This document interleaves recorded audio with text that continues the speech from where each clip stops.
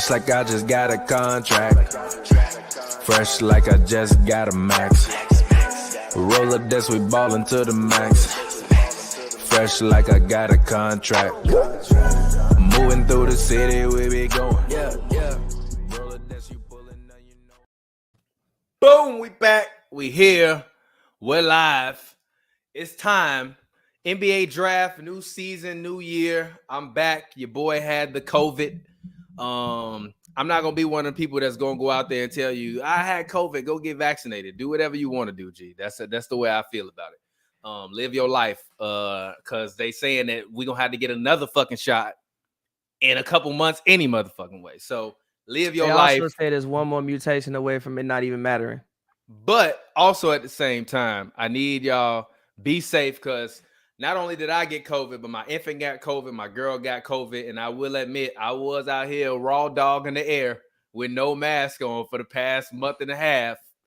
Do not raw dog the air, G. You might catch that backpack, all right? But we here, we live. It's Hoops and Brews. I'm back. I haven't had a drink in like 2 weeks, and guess what? I'm not having one today. I got me a virgin margarita when I went to go get me some tacos. So we in the building. You drinking today? Yeah, I just made a mimosa with like some of the champagne I had left. I went to get some vegan tacos earlier. Okay. You know, I've been doing this thing, so it's like a lot of actual places in my area, and I was like, yo, let me start actually really like exploring the area in which I live in. So I've been making it like a thing to like go explore a new restaurant, go like explore a new bar, like, you know, after work times and things like that, you know, just to see what's in my neighborhood. So it's actually this vegan taco that actually the fucking El Pastor tacos are fire. Okay. The steak tacos, it's like, this is clearly not steak. I don't know what this shit tastes like. It's jackfruit. It's funny. Like, that's cool, but this is clearly not steak. The steak is not sweet. But the pork tacos, the pork vegan ones were fire. Like, actually really good. It's like, damn, this is actually a really good taco. So, you know. Yeah, I just had me some tacos. I'm not gonna lie. I didn't have an appetite for about 10 days. I lost like 7 pounds, bruh. I already didn't weigh nothing soaking wet. So I'm trying to replenish all of the nutrients in my body and eat as much meat as I possibly can. Honestly, that was the worst part about. I've had COVID twice. This was the worst. That was the worst part about getting it the second time. The first time, I didn't really lose none of my sense of smell. I just had real bad coughing spells and like was super mucusy. This time, everything smelled burnt, like everything. Like the air smell. I would go outside. The air smelled burnt. Like I would eat food and in the middle of like I would put it up to my nose, start smelling it, smell like this weird burning sensation. My taste buds was kind of weird. Everything was tasting and smelling burnt. So I'm just happy that I finally can eat and food don't taste like burning flesh or something like that. Cause that's the way it tasted and it smelled. It was literally awful, bro. And you know how much I love to eat. Yeah, I ate like once a day for a whole week, G. Like I like literally, dog. I'm like, bruh, this is terrible. So go out there, protect yourself. Do not raw dog the air. All right. And if you choose and you see it fit to go get vaccinated, please go get vaccinated. Take care of yourself. But let's go ahead. Let's hop into the topic of the hour. Actually, before we get in there, I haven't been here to talk finals with you. I saw you, Glasses, and Scott had a show. Shout out to all of y'all. As y'all say, we back in this bitch. Yes, sir. Yes, sir. We here. But shout out to all of y'all. Finals talk with TPJ because I haven't talked about it. I guess I'll let you talk about it because I haven't heard your opinions because I'm not going to lie. I was way too sick and not feeling well to actually watch anything. So the only thing I've been watching and listening is when I had to edit those episodes of Point God for, iHeart and Slick Studios. So what were your thoughts on what you saw? And then I'll go ahead and give my thought. I just said Chris Paul committed crimes against humanity. Did he really? Or was he who we always thought he was? He had more turnovers than everybody combined in the entire finals. He was. That's not no. He's never had that many turnovers in a playoff series ever. Ever. His hand, no, his hand was messed up. I'm sorry. Maybe his hand was messed up. They don't fucking pay you $40 million, Chris Paul, to have 21 turnovers in 6 games. And he actually had more than that. Some of them just got put on other people because he threw bad passes and they caught him and they ran out of bounds. So they gave them. So he really had like 25 over 6 games. Devin, he did that a lot. That was a lot. That honestly. That to me was a more of a bigger problem than his turnovers in general. Was the fact that all of his turnovers were literally unforced. It was like watching Peyton Manning throw ducks at the end when we all knew it was over, and I kept saying, "Hey, look, he throwing ducks, but they still winning." Chris Paul started throwing ducks, and they didn't win, so it was unfortunate. But go ahead, my bad. They were very unforced turnovers. Devin Booker. I mean, he's look, Devin Booker can score the ball completely, like great scorer. But as far as other things he brings to the court, I don't at this point see what else he brings to the court at most of the time. I'm sorry, I just don't. Giannis had probably, I was even rewatching some of the clips. Like it's probably one of the closeout games for sure. I can only think of 2 closeout games I think that are better or on the same level. I think Jordan's game 6 in Utah. Really? I'm gonna say Percy is the best because you're saying this. Yeah, it was a great. Hold on, rewind. I need you to rewind and say that again. It's one of the best. Like I never in a million years thought you would put that anywhere near the top 10. To be honest, yeah, it was the top. I thought you was gonna tell me how it was overrated. How it was smooth. You can't overrate 50 points. And yeah, he had 50. I thought you was gonna say he had 50, but he had 50 points, 13 rebounds, and 5 blocks. How do you overrate that? It's not like it's literally. I would say Jordan game 6 just because of the fact it was his final game. 5 years old, I think he was on the road in Utah. I think Ron Harper had knee issues. Scottie Pippen's back was dead. The man went out there and literally played. I think it was 44 minutes or something like that. Played a complete game, and I thought the last play is just one of the last whole sequence when him getting the steal, coming down court, everybody spreading out. Obviously, it's probably one of the most iconic moments in NBA history and probably a storybook ending to was a storybook ending to a career. I think that Magic Johnson being a rookie, Kareem being out, him going out there having a triple-double and kind of like starting his career on, this path of greatness. And then Giannis, for him to go out there, I thought it would be a blowout, number one. Then it wasn't a blowout. I thought Giannis would have a good game, but I didn't see that man going out there giving you 50, I think 14, 5, 4 blocks or 5 blocks. Like he did everything on both sides of the ball. He had 50. 5 blocks, 2 assists, and how many rebounds? What was it? 14? Like 13 or something like that. 13, 14, yeah. He had one of the what he did in this finals. Now, granted, yes, what he did in this finals was reminiscent of some of the stuff Shaq has done, but even Shaq I don't even think play the level of defense that Giannis was playing. He had probably one of the best final performances that I've personally ever seen in my life. You can't take that. You can't take that away from the man. I know we've had arguments, but he was pretty much the one constant for Milwaukee the entire finals. He was. Even in game 6, he held it down long enough for everybody else to join him. Even Middleton was a little bit off, but he held way off the whole game. But Middleton hit the game clinching shot. I think they were up 4. It was I think 50 seconds left. He hit the shot to put him up, I think 6. And after that, he was like, all right, it looks like they're finally going to win. But Giannis was the one who held him down and got him to that point so that the rest of the people could bring him along. And also, I just think that in general, the finals was a great coming out party for Giannis as a human being. I thought you got to see but you got to see his personality for real. Even the quote he had about ego and things like that. I think that was that's an incredible quote for a 26-year-old to make. And yeah, I just thought that it was really Giannis's coming out party. And the coolest thing to me about it was even after the game, he wanted to go hoop and fucking defend the title right now. Yeah. Seemed like it, he got his crying out the way and he was like, all right, I want to go defend the title right now. So that's dope. So, shout out Giannis. Kudos to the Bucks. I went to game 3. Oh yeah, how was that? How was that live experience? I actually haven't talked to you about that.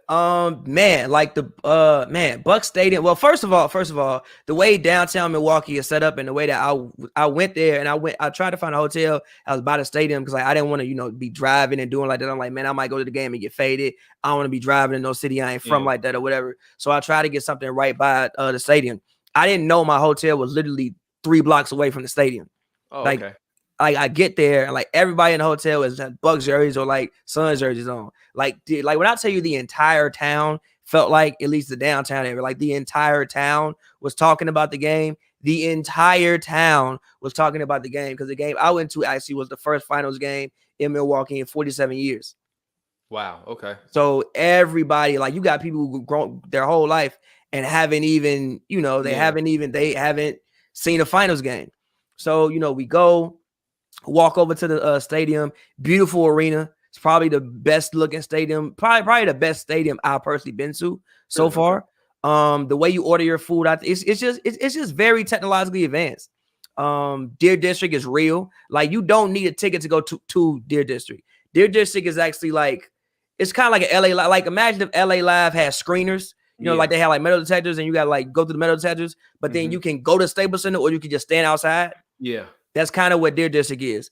And like the way it is like it's still like empty plots of land right next to the stadium. So like they shut all the streets down. This is like a really, really cool experience. It feels like, a small town. And I'm just happy that, somebody else that some other city gets to have that experience. And I don't even know what it did for the economy. I'm sure, with COVID and the pandemic, just like being able to. What did it do for COVID? I probably did a lot for COVID. Which is also funny because everybody has been all up in arms about Rolling Loud and people getting COVID and Rolling Loud and all this other stuff. It's like, y'all do realize baseball stadiums are at full capacity and they can seat from 30 to 54,000 people a day. So, yeah. But at the same time, I'm sure it brought a lot to the economy. Like even just after the game, I planned to go to the bars, but it was just so many people out. Fireworks going off everywhere. I'm like, bro, I have to go back to my hotel, bro. Like, I don't know what's going on.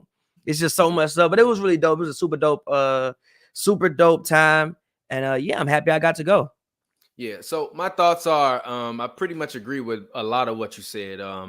I think one thing Giannis did, which is finally what I wanted him to do. I've been saying for 4 or 5 years he gonna be better than LeBron, and everybody was like, "Shut the fuck up! You're stupid. He can't never make a finals. He ain't gonna never win a ring in Milwaukee." So now he's made the finals. He won a ring in Milwaukee. He got a finals MVP. And honestly, that finals performance was better than any performance I've seen LeBron James have in the playoffs ever. Period. I'm sorry. Okay. I'm sorry. No. We have to actually take into account. We have to actually take into account the fact that he hyperextended his knee so bad that we thought he tore something. I didn't think he tore something. Came out and dropped 40 twice in the finals and 50 in a closeout game. Only performance that's arguable or even close to that LeBron has had to that last game was the game that he lost in overtime. He quit in overtime. So I think LeBron James' final performances when it come to my son Giannis, we in the building. I will say again that if you want to say just game, like that game is better than almost the game. Series too. Series too. Okay. He averaged like 32, 12, that's fair. And like 2 blocks and 6 assists in the finals. I would say the year when Bron played the Spurs and it went 7. I do think that's probably I do think Bron's game 7 is probably one of the most underrated LeBron performances. I think because of the way game 6 ended, we kind of forget that game 7 happened. They still had to win game 7. But I mean, it was a great. I mean, man, look, he did Giannis things. Averaged in 39.8 minutes. He averaged 35.2 points, 13.2 rebounds, 5 assists, 1.2 steals, and 1.8 blocks. LeBron has never had a better series than that. Ever. He has never had a better series front to back better than that. Period. Because you have to actually talk about the defensive side of the ball. LeBron wasn't no defensive dynamo versus San Antonio. Nah, he just played well he- enough for them to win in those games. Nah, man. Yes, LeBron he was did. balling While against getting San Antonio, harassed by bro. Kawhi Leonard. LeBron was balling against San Antonio. No, he LeBron wasn't balling that much. Antonio. And look, and y'all gonna say LeBron averaged a triple-double.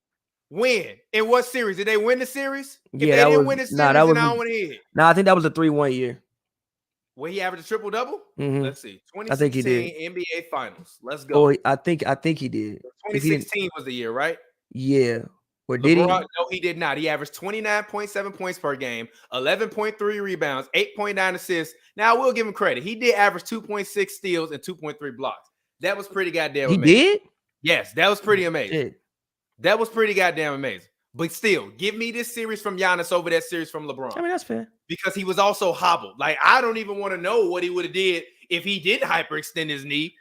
I actually have a take. I think that the hyperextension of his knee actually helped him out a little bit because I think that he was limited. So it forced him to play with a little bit more finesse and less just, I'm going to try to just run over you. Good. Like, I did see him doing things that I didn't see him doing in previous series. Like, it forced him to play with a little bit more finesse and forced him to trust his jumper or, try to get around people as opposed to just go straight through them. So I do think it helped him out a little bit. And this is cap. Bron beat the best team ever. No, LeBron, Kyrie, and Kevin Love beat the best team ever. Stop it. You can't tell the story of that series without talking about what Kyrie Irving did in the game in which he matched LeBron for 41. You also can't tell the story of that series without talking about the game winner that Kyrie hit. And you can't tell the story of that series without talking about the most overrated stop in NBA history on Stephen Curry. Stop playing with me. That was a total team effort. That was a total team effort. Khris Middleton, I give you credit. You are no longer Khris Middleton. You showed up in this playoffs in a way that I never, ever thought you would be able to do. I was having this argument. What do you mean, why? Why didn't you think that? He always shows up. He's never the issue. He is always. No, he's not. He's never the issue. We just had an argument with Glasses Malone, 48 hours ago, where y'all was telling me that this series was overrated. No, and then he didn't play well in the finals. No. You said he played better than any Paul George series. That's what you said. No, he did not. No, he did it. No, he did it. No, he did not. And he played better than Paul George played versus the Suns this year. No, he didn't. Paul George in the final game went 5 of 20. Paul George ain't playing with Giannis. He went fucking 5 of 20. What the fuck do you mean? Playing with fucking Giannis, G. Middleton was going 5 of 20. He played with Giannis. Show me the game when he went 5 of 20. Game 7. And he's the number 2 option. What did he shoot in game 7? He's the number 2 option. What did he shoot in game 7? When has Khris Middleton ever been the number 1 option in this? And if he did, he would do the same shit. Actually, less than what PG did. So that made PG better? Yeah, motherfucker, you know he a better damn player. He was taking 23, 24 shots a game. He averaged 29. Come on, and in the last 2 games of the series, hold on, wait. You got sick for 2 weeks, and this is shit you've been thinking about in the house? Because it's facts, and I've been sober. No, the fuck it's not, G. And I've been sober. Well, you need to pick the weed back up then. No, you need to pick the weed back up. Because whatever's going on in your sober mind got you out here fucked up. What do you mean? What do you mean? No. Paul George has never had a better series in that final. Yes, he has, bro. No, he hasn't. He's had, G. No, he hasn't. The Jazz series was better. The Sun series was better. He's had so many series better than that. First round series is better than the finals when you average 24. I didn't name a first round series. I named a second round series. He also shot, literally, look at the shooting percentages. He had a normal, he actually shot less than what he usually shoots. So the fuck what? But he's never the problem. But listen, he's never the problem. Khris Middleton usually does Khris Middleton things. Fucking Giannis wasn't doing that shit before. The same way you gonna say Paul George did whatever he did without Kawhi Leonard. Guess what? Dante DiVincenzo wasn't there, so Khris Middleton had to take more shots. I don't disagree with you. More shots in the playoffs. I know. I understand that. In the regular season. I understand that. I understand that. He balled like he was supposed to, and they won a ring like Khris Middleton always plays. And on Giannis's back. He played like Khris Middleton always plays. One is a conference finals appearance. Because he ain't playing with Giannis.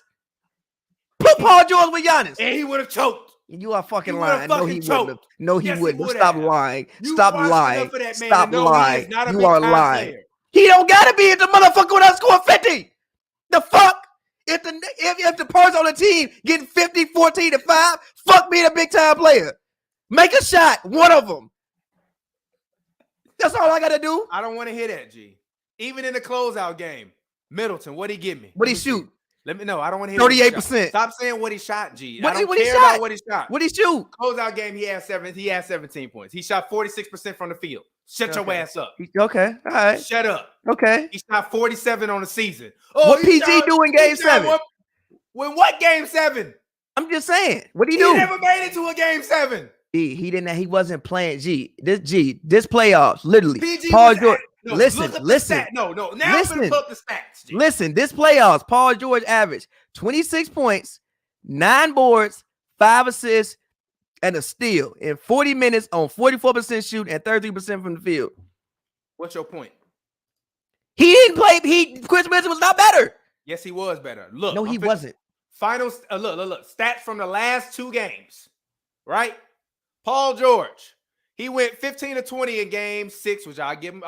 Game 5. I give him credit for. What did he score? He had. Let me see. He had 41. But what the fuck? Middleton didn't drop a 40 ball this playoffs. He did. It's fair. Okay, then don't lie to me. Don't lie to me. I did not say he did it. In game I 6, love Middleton. In game 6 at home, Paul George had the worst plus minus on the team. Minus 25. He shot 6 of 15. How many minutes did he play? 41. To be fair, they was getting 41. cooked. To be fair, they were getting cooked the whole game. They also, I think they also had played like 30 playoff games in 32 days or 30 games, 32 days. To be fair. I'm just saying to be fair.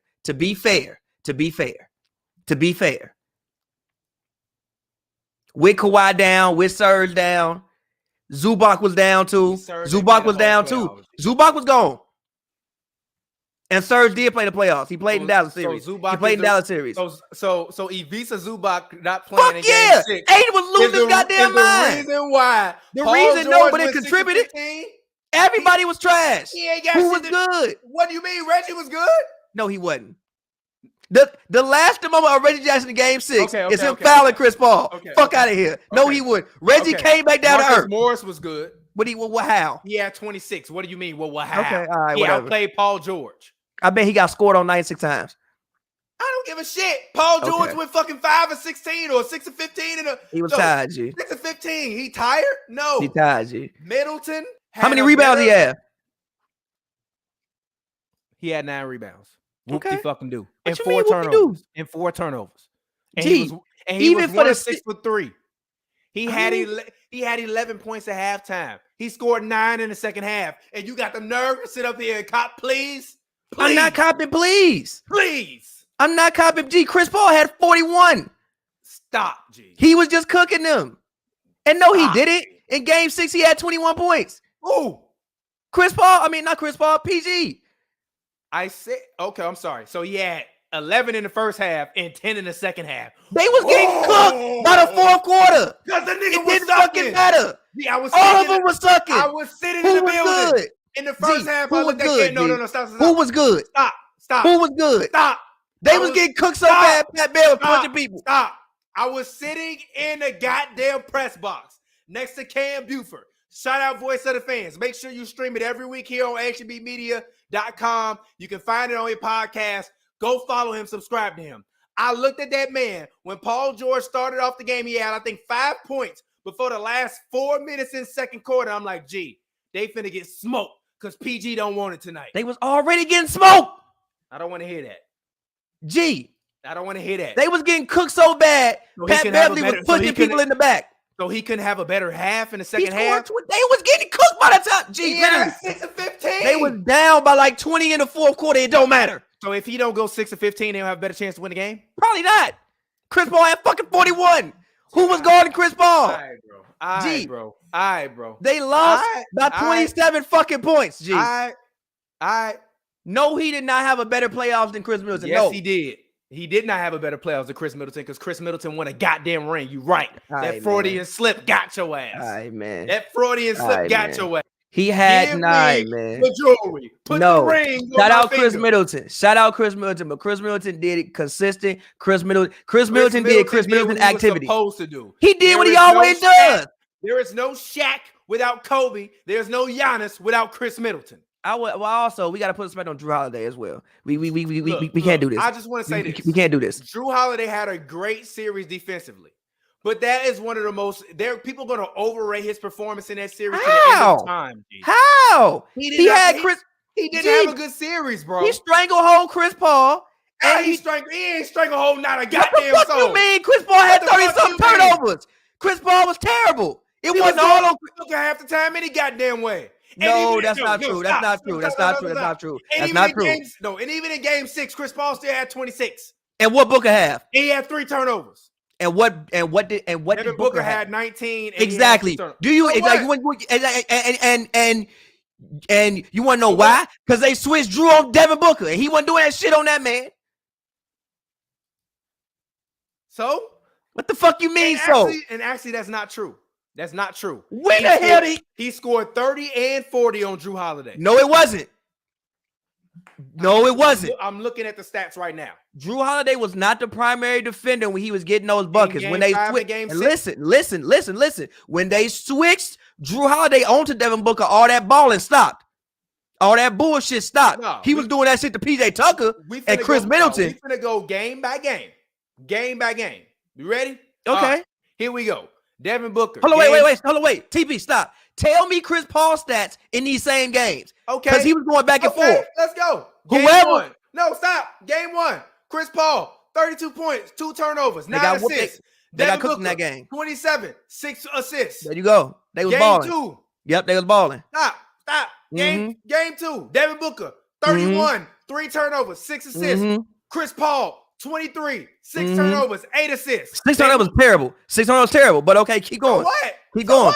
We warming up now. We warming up now. We just getting started. You love Russ? Real shit. Has Russ ever had 21 turnovers in a series? Probably. But has he? Real shit. I actually dead ass want to know. I want to know. Has he ever had 21 turnovers in a series? Probably has, but I just want to know. You don't even have to ask that shit. You already know the answer. He probably has. I just want to know. Game 3, Chris Paul, 19, 9 assists, 4 turnovers. Devin Booker had 10 points. That was bad. Exactly. That was bad. Getting their ass strapped up now. It started to go downhill. No, Game 4. Game 4, Devin Booker, 42 points, 4 turnovers. What Chris Paul do? Criminal activity. Chris Paul had 10 points. Criminal activity. 7 assists. Criminal activity. So Drew Bledsoe was guarding Chris Paul that game? Cool. Yes, he was. They switched him on Devin Booker down the stretch, bro. He wasn't guarding him the whole game. They switched him on him down the stretch. 5, Devin Booker, 40. Dropped 40 twice. Chris Paul, 21 points, 1 turnover, 11 assists. That's a bad game. And listen, what did Devin Booker have in the fucking final 5 minutes of the damn fourth? I don't want to hear They switched Drew on that man, and that shit was different. 40 is 40, G. They lost the game because of his dumbass turnover. Huh? They lost the game because of his dumbass turnover. I'm crying at this man getting so amped up at this man that logged off StreamYard. Bring your ass back in StreamYard. Bring your ass back in. I accidentally logged off. It was an accident. That was an accident. Gee, he had to turn over that fucking loss in the game. Because he got doubled? That ain't his fault. It is his fault. Gee, Chris Paul out there playing like mincemeat, and you blaming Devin Booker for that? You want to know why he's playing like mincemeat? Because the big Drew Holiday on him. Fucking trash. No. Blame Chris Paul. At the end of the day, Chris Paul was tripping. Paul's fault. Chris Paul was tripping. But Chris Paul was tripping. But it's a reason why he was tripping. Drew had that man in hell. And for all y'all saying this, what team you saw Paul George carry? To be fair. Wait. To be fair.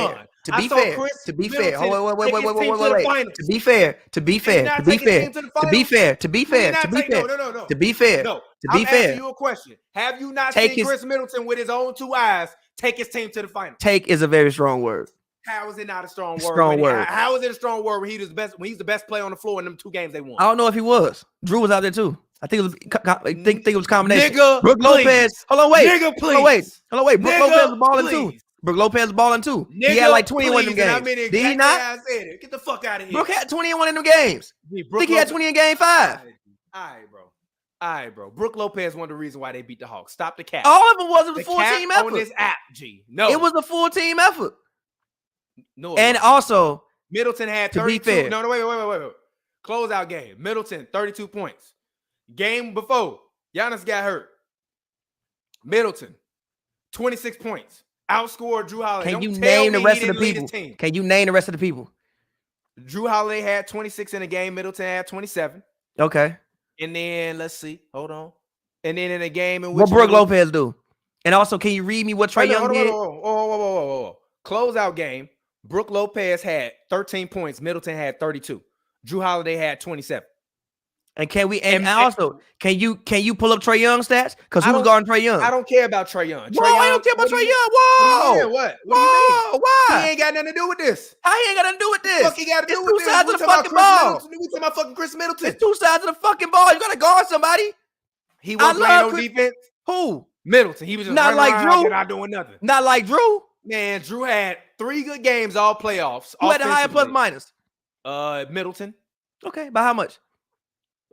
Middleton was actually no, it was Drew that game. Exactly. Shut your ass up. Shut your ass up. Shut your ass up. In game 6, but in game 5, Middleton had the higher plus minus. Okay. Full team effort. And he gave you 26 and 13 rebounds. Full team effort. Full team effort. Full team effort. You don't have Shaq without Kobe. You don't have Giannis without Middleton. So I'm proud of you, Khris Middleton. I will no longer call you Khris Middleton because you finally got it done. All right. And he was never the issue. And now I will go to bat for Khris Middleton. He was never the issue. No, he wasn't. I can name you series. I can name you series. I can name you series in which he outplayed Giannis. The issue was Giannis. The issue was Giannis wasn't doing this shit. The Giannis we saw this playoffs we never saw before. Who is that man? That man go out there and do that? Oh, we got some shit coming. You a liar. When the fuck was he doing that beforehand? When they made it to the conference finals and then they lost 4 games in a row. You want to know why? Because Giannis was getting his ass strapped the fuck up. They took Giannis. They took Giannis to goddamn court in game 3 because he couldn't shoot free throws. He was a fucking liability down the stretch. He had 18 goddamn points. And guess what? I don't want to hear that liability down the stretch shit. You want to know why I don't want to hear that liability down the stretch shit? Because you saw when it came time to make him, he got better. He wasn't doing this shit beforehand.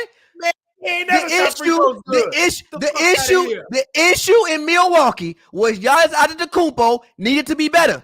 And so the motherfucker wasn't better. No, Middleton won a championship without 2 options. Listen, You've never seen anybody win a championship by himself. I didn't say that. I never said that. Khris Middleton. You ain't never seen a number 1 option. We can go series by series. Khris Middleton does Khris Middleton things. Usually stop. Usually it's about 19 to 24 points that he gives you. The issue is Giannis was not taking the step and doing this Giannis shit that he was doing in this playoffs. That's it. Giannis walked on that floor and said no. And that was the difference. And so did Khris Middleton when they needed him to. No, Giannis walked on the court. I never said he needed to be the best player. Did I say he needed to be the best player? Middleton always does this. No, but he always does this. In his role, he maximized his role. He always does that. Paul George and Kawhi Leonard got hold out the bubble, G. And Paul George's second option in. Don't because Kawhi didn't walk on the court and say no. And neither did Paul George. PG, okay, that's okay. The bubble was fair. The bubble was. I don't know what the hell that was. I don't know what that was. But look, the issue was to me in Milwaukee was always Giannis. Is Giannis gonna go out there and get better? Giannis went out there and he got better. Rob, shout out my guy. You, Robin, man. We appreciate you for the donation. Giannis went out there and Giannis went out there and like stepped up. I no more to say. I wash my hands, my brother. I'm finna go buy me the Giannis jersey. Put it up in the crib. You buy you a Giannis jersey, I'm ripping it down. Why? All right? Because you bought 2 of these motherfuckers. And this is why one of them in my house. Yeah, I did. Matter of fact, come get this shit. I'm gonna put up a Giannis shrine. Somebody from Milwaukee mailed me a goddamn Bucks championship paper, and I'm gonna frame my goddamn Giannis jersey. Get this shit off my wall. You got your own place now. Come get this motherfucker. I had my place when I gave it to you. You didn't have your place when you gave it to me. Okay, that's fair. I probably didn't. You didn't have no snakeskin walls either, goddammit. All right, now you got snakeskin walls in a place and shit. Come get this motherfucker. God damn it. Let's move on. Let's actually talk about what we came here to talk. the NBA draft. Now, I will say in full disclosure, as I've I said don't know this, shit. no, stop. As I've said many times, I do not enjoy college basketball. College basketball is the lowest form of basketball to me. High school basketball is higher brow to me than college, because at least you can say they got to go home every goddamn day to their parents. And they got parents got to drive them to the game, all of that. I'm not a fan of college, but wait a minute. But I will say this. I do like the kid out of Arizona that played very, very well in the Final Four. I forgot what is that man's name? God damn it. What's the kid's name from Arizona that played real well in the finals? He's good.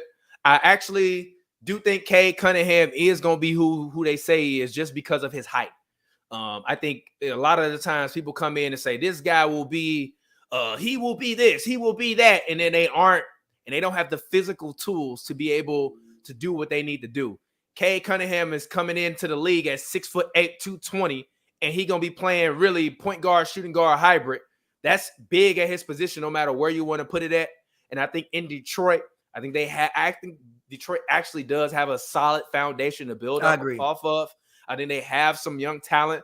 I think that he fits perfectly there, because literally Derrick Rose was there last year, and we all knew Derrick Rose didn't fit there, and that he didn't belong there, and that he needed to be on a team that would give him the opportunity to be able to win. That team was a young team that wanted to tank and lose games to try to get Cade Cunningham, which I think that they did a masterful job at it. Bravo, Detroit. You deserve all the credit. Now, I will say this.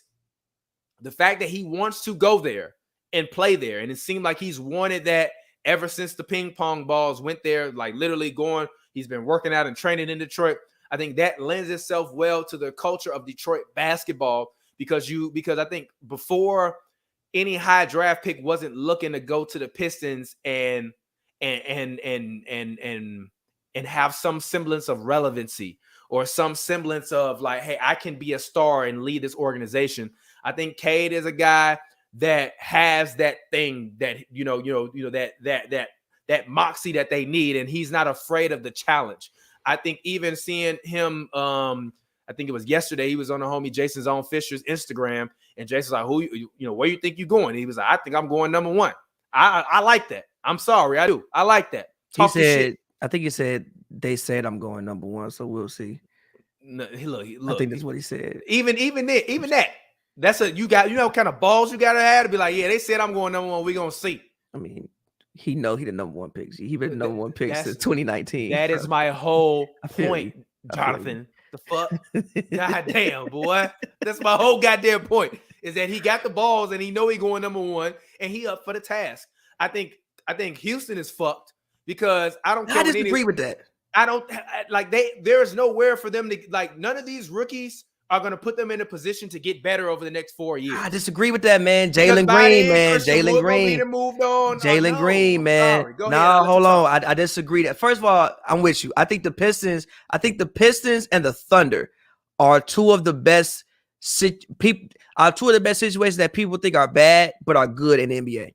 I think the Pistons have the chance to actually be not a bubble team, a play-in team next year. Mm-hmm. I think if you get Cade Cunningham, and he is who they say he is, I think Cade is the guy who come in. I mean, you've seen rookies come in now and have immense success. I think Cade is the guy who come in and gets you, 18 points, 7 boards, 7 assists, rookie season, be a decent defender. Killian Hayes is also a guy they drafted in the lottery last year. He didn't give you much as a rookie because of injury. I would assume he would give you something this year. Saddiq Bey, great shooter. Isaiah Stewart, a guy who I love. I think if I had to compare him to a Piston, I compare him to Ben Wallace. Only because of size, frame, he can get rebounds. I think he'll be able to shoot at some point in time in life. But I love Isaiah Stewart. Just have as a centerpiece foundation in the center position for Detroit. I think that's like a perfect center for them. And they still have Jeremy Grant, he's still in his 20s. I think if you roll out, Cade at the 1, Killian at the 2, Saddiq, Jeremy, and Isaiah Stewart next year, hey, you got something, and you could possibly be a play-in team, and you could really, flip this situation around quicker than what you think. For the Rockets, I want Jalen Green in a Houston Rockets uniform. I think Jalen Green I think to me, that's my guy. The reason why I love the fact that he went to the G League, I think the question about him was, could he shoot? But he shot 35% as a rookie in the G League, which has the NBA three-point line.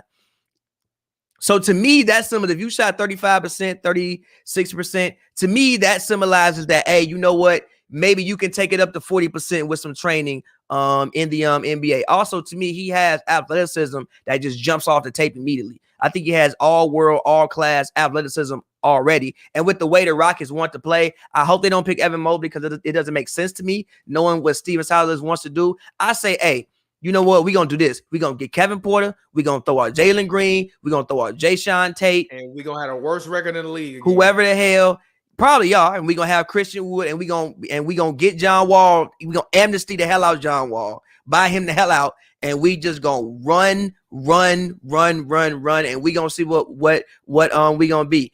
Evan Mobley for Cleveland, I like it. The issue with Cleveland is just that, like, what are we doing here? You know, like you need to get Kevin Love out, but also Evan Mobley. I like Evan Mobley, but like we just traded for Jared Allen.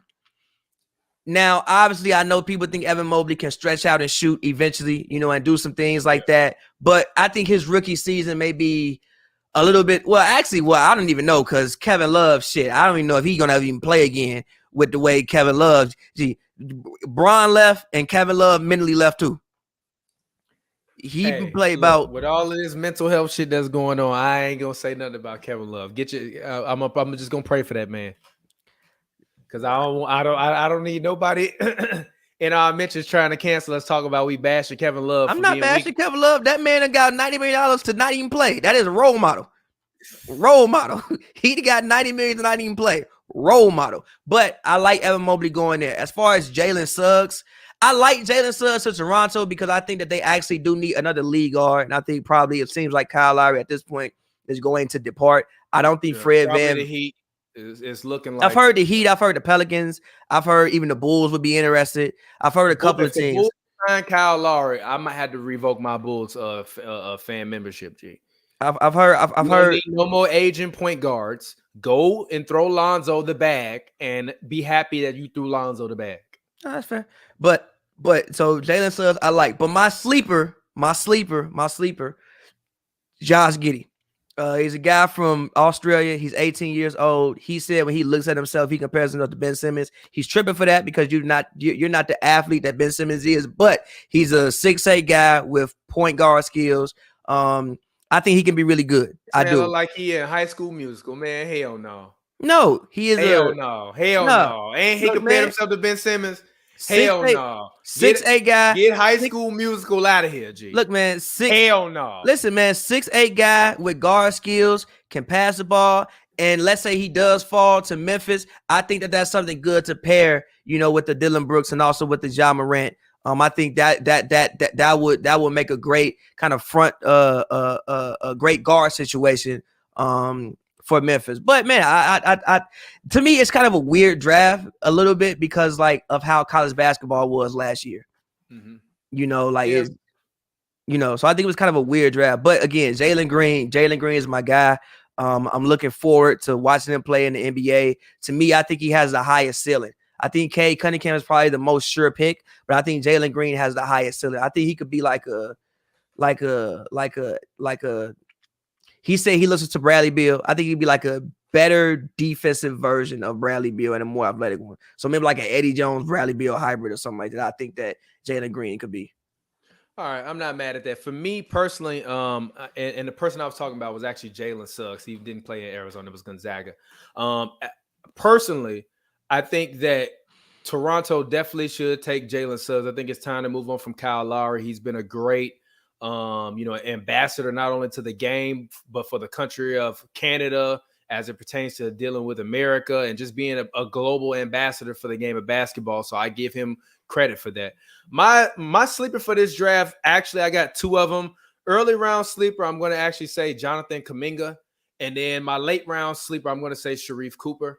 I've heard Rashad Phillips say a lot of good stuff about Sharif Cooper. And I think in terms of the late rounds, I think, they haven't projected going to the Knicks or somebody like that. I think he'll be a good, solid player off the bench. kind of in the same light as not the same player, but in terms of his effectiveness off the bench, like a guy like a Jalen Brunson. I think he'll be a guy that you can bring in, will be able to not only create some plays for some guys, but also be able to manage that team's second unit, which I still don't feel like they have a second unit manager. I think Elfrid Payton, they tried him. They tried Neil Aquila. D Rose. They have not really had a real true option at point guard really in damn near since Stephon Marbury retired. So I'm looking at him to be a late round pick that'll actually wind up doing some good things in the NBA.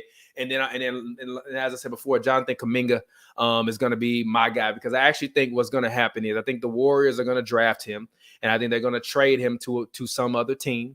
And I think whatever other team that they have will actually give him the ability and the responsibility to be able to go out and make plays. He's a young kid. He's almost 19 years old.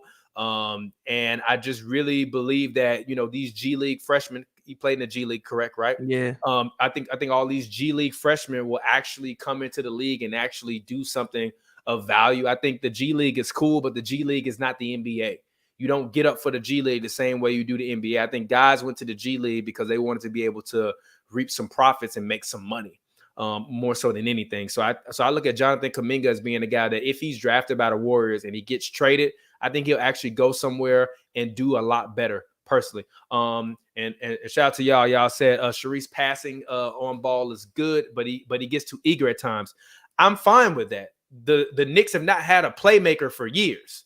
A lot of the teams at the bottom of the draft need playmakers off the bench. So I think that's where a lot of teams will wind up picking up a lot of slack. I also look for a team like the San Antonio Spurs for a guy like Sharife Cooper, where I might see them take a chance on them, because I think that they need more playmaking, more perimeter playmaking on that team, because I was sold on DeJounte until he got hurt, and now I'm selling. Sorry.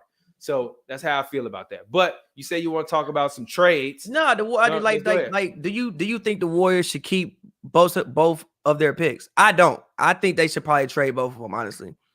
I think that you're in a situation, personally, in my humble opinion, it seems like Kawhi wants to stay. Well, allegedly, I've heard reports from seeing Mark Stein. No, you've heard wants to stay. No, you've heard reports. Mark Stein said that too? Yeah. Okay, I think that's the first report him and Woj have agreed on. I think it was Mark Stein that said that he wanted to stay. But I still think that a pairing of Wiggins, Wiseman, and those 2 first-round picks can get you something crazy. I even think that might even something crazy. I mean, obviously, you probably wouldn't want Ben Simmons and Draymond on the same team, because they're not going to shoot. But I think that would be enough to get you Ben Simmons. I just don't really see what, if you get Ben Simmons, you have to trade Draymond Green. But look, they play the exact same position. Yes, but Ben Simmons is better than Draymond at every single thing. Yes, but that's why I literally everything. Yes, but that's why I also said that you probably wouldn't do that. But I do think that that's a package good enough. Let's say if Bradley Beal wants to leave, you maybe could even take somebody off that and probably get Bradley. Maybe you could even take Wiseman off. Maybe. I personally, I'm not on the trade James Wiseman team.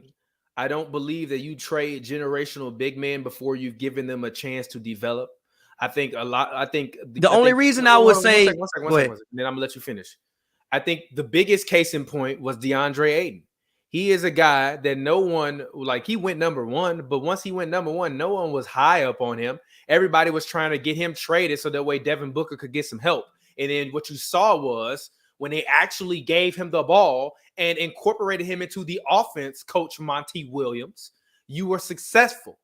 What you saw when they went away from him, once Chris Paul lost his mind, Chris Paul act like he had cognitive decline 3 weeks after he had COVID.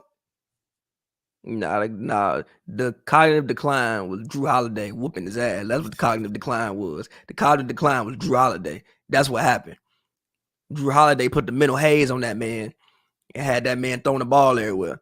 But the only reason why I would say I would maybe say trading Wiseman is because I think the Warriors have realistically a 2-year window. So I think that Aiden, yes, people were saying, book some help. But the thing about Booker was like 22, 23 at the time. to like Aiden's window fit in with everybody else's window. I don't know if Wiseman's window fit, especially dealing with the fact that he didn't play college basketball and he got hurt.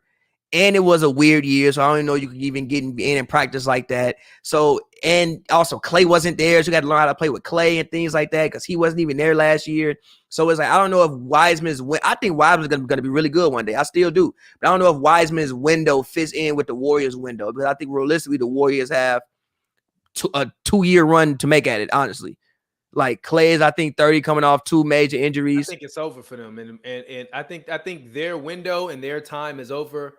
The people just don't want to accept the fact that it is over. I don't think it's over. I think it's over. Like explain to me exactly where they fit in terms of the top 4 teams in the West. They don't fit there. I disagree with that. They're not there to me. I'm sorry. I disagree with that. I've been rooting for them for years. They're not there anymore. I disagree with that. But I said last year that I thought that they needed to trade Steph, and you called me crazy.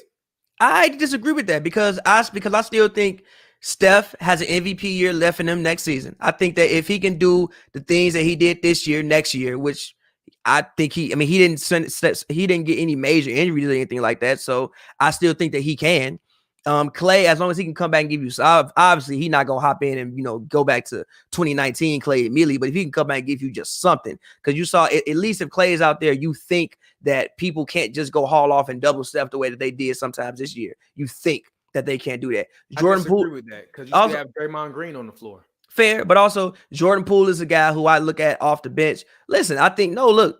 I really think Jordan Poole. This man had a couple good pro-am tournaments, and everybody talking about this man like he the next. But I said that last year. I think Jordan Poole is next in line of like Jordan Clarkson's, whereas like he can come in off the bench, fill it up, and go sit down. That last year. And I think that I think that with the Warriors, that's cool. Because we still got Steph and Clay, and even if you keep Wiggins, I still think that they can realistically be a top 4 team. Just looking at the West next year. Jamal Murray, I'm assuming he's probably not coming back till March, April, maybe. Kawhi, I don't even think he's playing next year. So then that leaves you with Phoenix. Do you think they can be better than Phoenix? I think they can be better than Phoenix. The Lakers, who knows? They even stay fucking healthy with the Lakers. Like LeBron, year 19, AD. I ain't seen that man play a full healthy season ever. I mean, you got Utah, who I think Utah still be there. Like, Utah is a constant. But outside of that, I mean, the Dallas, depending on what they do. But outside of that, who there? So, yeah. I think they got 1 to 2 more runs left in them. And I don't think you want to be consistently developing young talent or too much young talent while you're trying to make those runs. I think because you have that arena and COVID is running rampant and you might not have fans again next season, depending upon what happens with COVID-19 and everything, Steph Curry is the best business decision that you can make to continue to invest in him. But I don't think that they have an opportunity to win a championship and that they will have an opportunity. I don't think that this team, their depth is better than any other of the top teams in the West. I think the only thing that might have saved them in terms of being relevant in the West is the fact that Kawhi Leonard tore his ACL, because now you immediately take a team that's a top level contender and they're diminished because they lose a top 5, top 10 player in the league. But other than that, I don't see anything good for them. I think that they need to develop. Now, don't get me wrong. Trade the picks. By all means, trade the picks. Do not trade James Wiseman. He is the future. If you trade James Wiseman, you're literally going to mortgage away your future for 1 or 2 years of Steph Curry, when Steph Curry is a guy himself that is known to be injury prone. But do you think it's worth you said Steph was you said Steph. I fully agree with you. I think Wiseman is the future.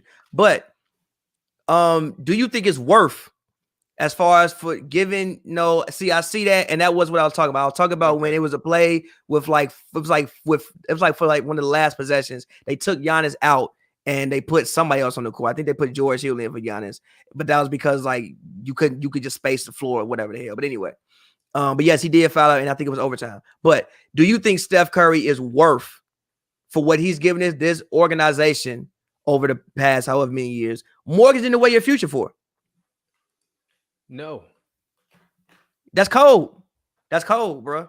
That's cold, bro. That's cold, bro. This is That's a cold, business. This is I a feel you. business. But This I is feel a you. business. But you even said have they not Steph treated Curry, Stephen Curry with the grace and the class that any class organization, like Kevin Durant literally got ran out of town because they love Steph Curry. Well, I think the KD let the media run him out of town. I think the Warriors fair. let KD run out of town because guess what? Kevin Durant say he coming to HNB Media. I love you, Pavi. That don't mean I'm finna fucking diminish Kevin Durant all day long because I love you. We got KD, nigga. What's good? Oh hell, they spent 2-3 years diminishing this man, and then I'm mad that he left. You like I don't want like that's literally like you getting there in the press conference if you the Bucks and man like, well, Khris was good, but we wouldn't have done nothing without Giannis. It's like, gee, am I not here too? Am I not a max player too? Am I not someone that helped win championships with an S too? They diminished that man until he no longer wanted to be there. So now that you diminish the man and he no longer want to be there, because Achilles or not, last year, Kevin Durant on that Warriors team, they might have been the pick to still get to the finals. Period. You diminish that man. It's time to let go of Steph Curry. I understand it. I love Steph. But it's over. When you're like Eminem said, when your run is over, just admit that it's at its end. And Eminem run still ain't over though. That's a fucking lie. Hey, that is a lie. What the chart say? He's still going platinum. The chart say he's Eminem was at a stadium right now. And so the fuck with Elton John. They are legacy artists. And when you are a legacy artist, your run is over and you are built and you will continue to carry on based forth on your legacy. Kanye West at this point is a legacy artist. He ain't been the best rapper alive for fucking 6 years. Yeah, but 8 years. He's a legacy artist, G. Steph is old as hell. He's known to be brittle. Your second star that tore his ACL and his Achilles. Your third star shoot like he walking around with a duffel bag on his back. Cut bait. Invest in the future. And I'm not saying trade Steph Curry now, because now that you have him in the stadium, like I said, you have to keep the eyeballs on the team. But getting rid of James Wiseman doesn't make sense to me. If anything, I'm trying to get rid of Andrew Wiggins, Draymond Green, and them picks. And honestly, if somebody come calling for Clay with the right deal, Clay, we love you. We really do. But you gotta go. That's fair. That's fair. But again, I'm with you. But I still think the Warriors have at least 1 to 2 more years left in them. And I think that if you can get the right deal, I think it's worth going after it. For who? Wiseman? But what's the right deal? What deal makes them a championship contender? Let's say you want to. I don't think that they're like that far away from it. I just asked you a question. Siakam? What deal? Siakam? What? Siakam? You can get Bradley Beal. Let's say you ain't even got to give up Wiseman. Let's say you got to give up, Wiggins, both of your picks, some future picks, something like. I think there are people out there who. What the hell he gonna do out there other than just spin around the goddamn court all day long? That might be enough. Like a goddamn washing machine. That might be enough. Agitator. That might be enough. Play fast. Run up and down the court. Siakam does nothing for them. He does run up and down the court. Them. You might as well trade for Ben Simmons. At least you get a top 3 defender in the NBA. Siakam is not a top 25 player to me. Yeah. Why are you trading for a non-top 25 player? Ben Simmons is still a top 25 player in the NBA. Go get Ben Simmons. But if you do that, you have to get rid of Draymond Green. You're going to literally have 2 guys on the floor that can shoot the lights out and 2 guys that can't make a shot to say they so. Put him in a deal. He's not going to go in a deal. He's not going to go in a deal. Obviously, like he's stuck in Golden State. He's not. Which honestly, but you know what? Honestly, if I'm Golden State, I might send him to Philly. And if I'm Philly, low key, give me him. You know who I would go after actually? One second. Because Draymond is not like Ben Simmons. He's not scared to shoot the ball. He just he said it on the shop. All you idiots want to tell me to shoot the ball. Steph Curry taking a half wide open shot is way better than my shot. Okay, cool. Joel Embiid wants you to stand out there and shoot in the corner. You know who I would love to go after? It's probably not going to happen, but you know who I would love to go after for the Warriors? Hey, Zach Jones, shut your dumb ass up. You know who I would? Stupid ass up. No, the fuck he not. Shut the fuck up. It's like, it's like probably. Andrew Wiggins ain't better than no goddamn Ben Simmons. It's probably not going to happen. Cam, Cam, what's up, man?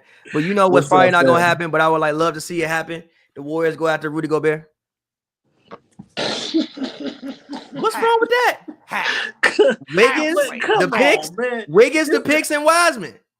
It's not gonna happen. It's not gonna happen. Donovan Mitchell would jump off. It's not gonna happen. It's not gonna happen. Donovan Mitchell would jump off one of them Utah mountains, bro. He would literally find a mountain in Utah and jump off that shit. It's not gonna happen. I'm just saying.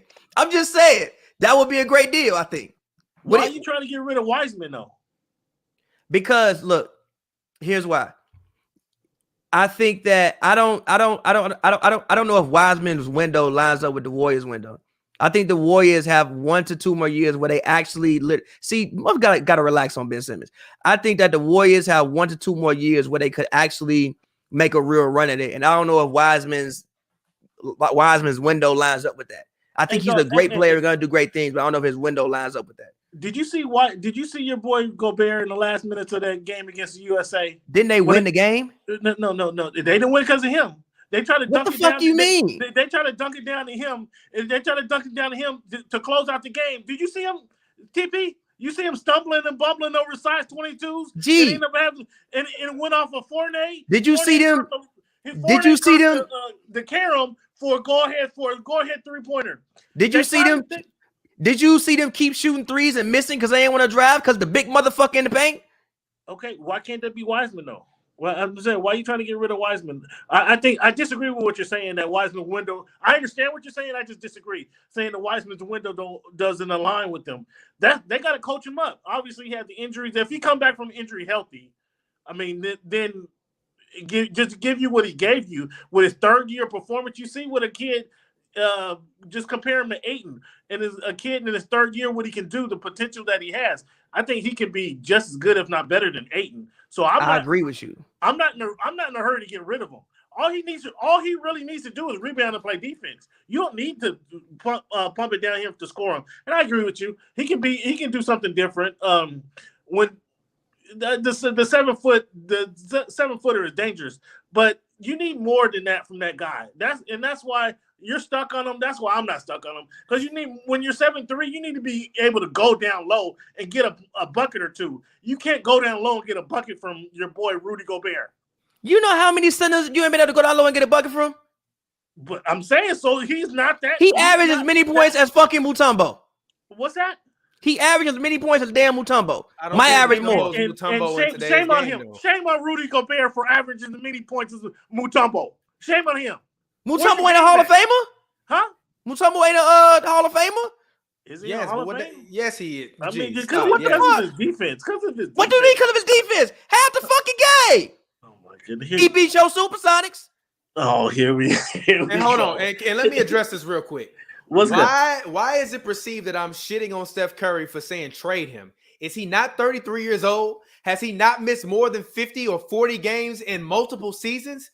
It's over in terms of his run. He had a great year last year. It was absolutely amazing. But we got to stop acting like Steph Curry is the same guy that was as effective as he was years ago. He's not, and he is a liability.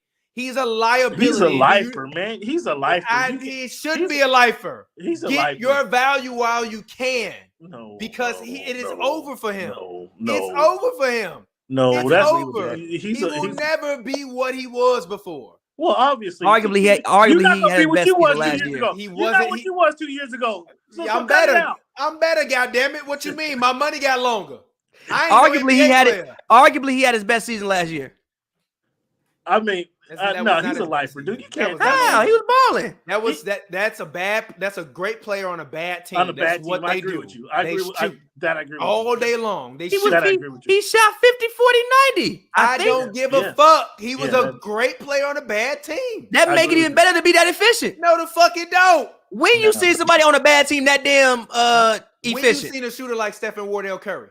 I seen him not be that efficient. No, I asked you a question. On better teams. I asked you a question. When you seen a shooter like Steph Curry? Never. And that make it more impressive to be that efficient. Not impressive. He's a lifer. You can't trade him, man. He's bought in. He brought 3 championships to the squad. To the team. No.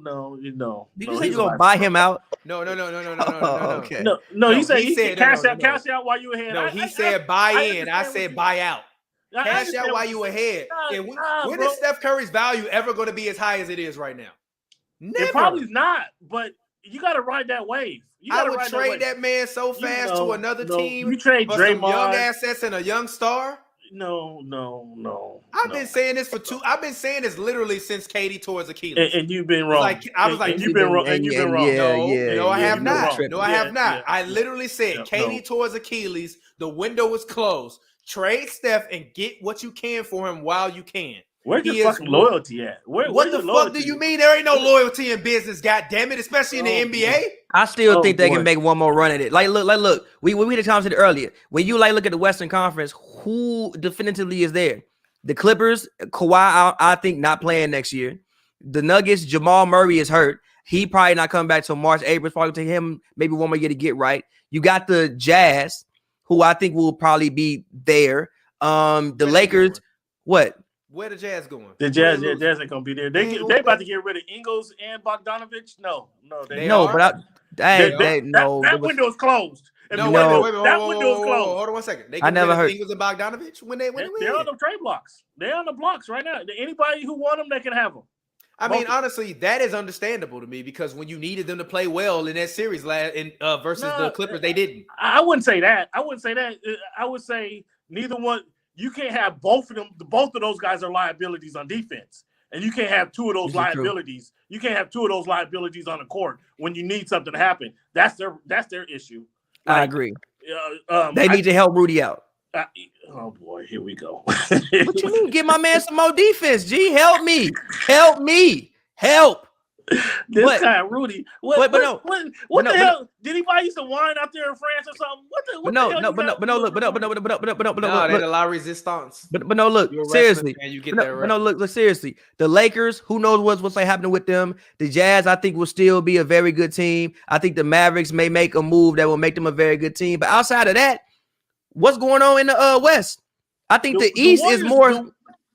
Go ahead. The Warriors can have a chance to be in the top 4. Yeah, they got a chance to make a run next year. Clay come back healthy. I don't know. Do you guys draft? Do you take that 7 to 14? Do you draft some players or do you package that? Do you package that for one solid player? I think you package it.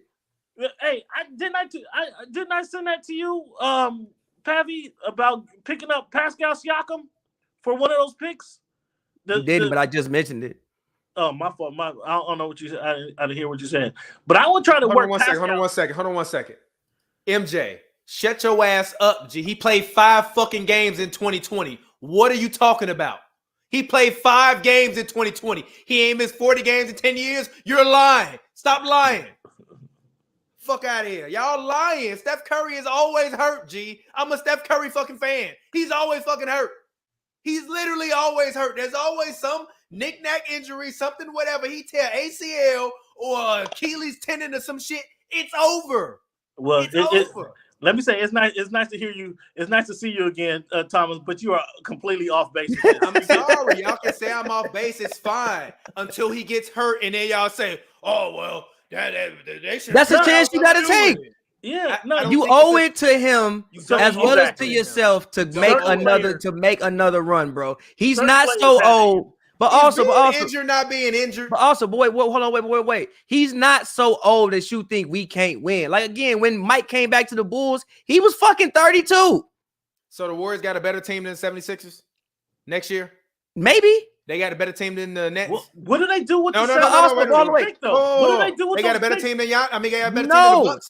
But hold on, wait. I don't know about that. Look, TP, that's the Eastern Conference. But look, TP, that's the Eastern Conference. In the West, they got the best team in the West this year. Yes. Okay. The best team. And if they had the best team, wait a minute. If they had the best team in the West this year, I would literally tattoo that man's name on my chest and his face on my chest. Hold on, wait. Who can you say right now? Who can you say right now that would be defensively better than the Warriors if the Warriors come back healthy? Going to be better than the Warriors. Who else? Name somebody else. The Lakers will be better than the Warriors. Do we know that? They might not be healthy. The Suns will be as good. The Suns will still be as good. Yeah. That's about it. The Jazz and the Nuggets don't have the reigning MVP of the league. Jamal Murray gone. What the fuck did that have to do with the regular season? He not gonna be. He gonna be come off an ACL tear. You think he just gonna hop up immediately and get back to balling? Gee, they got this man Compazzo out there playing, and you got the nerve to tell me that this man Jamal, a fifth of Jamal Murray ain't better than Compazzo? Yeah. I didn't say it wasn't. I just said that is that fifth Jamal Murray make you better than the fucking Warriors? Yes! I don't know about that. I don't know about that. I don't know about that. I don't know about Klay Thompson is a top what player coming back into the NBA? Shit, I have no idea. I have zero idea. So where like who they sixth man? Jordan Poole.